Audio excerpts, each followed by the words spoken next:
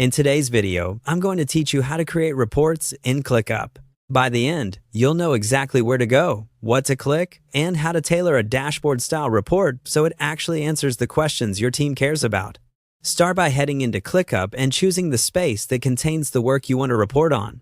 Spaces are the highest-level containers in ClickUp, so picking the right one keeps your report focused and clean. If your tasks live across multiple areas, don't worry, you can always adjust filters later.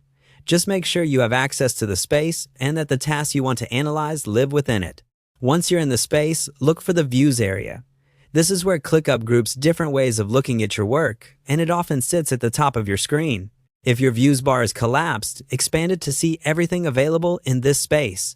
You're looking for the reporting option that's already been created for you. Next, select the view called Dashboard Report.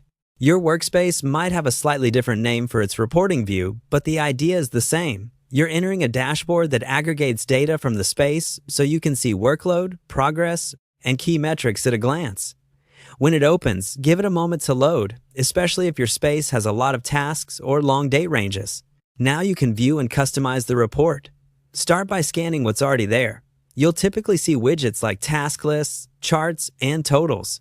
Hover over any widget to reveal options to resize or move it. Then drag to rearrange the layout into an order that tells a clear story.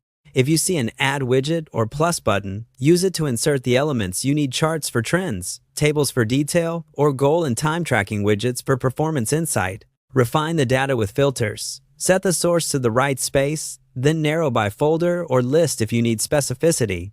Use assignees to focus on individuals or teams, status to show only active or completed work, and tags for thematic slices.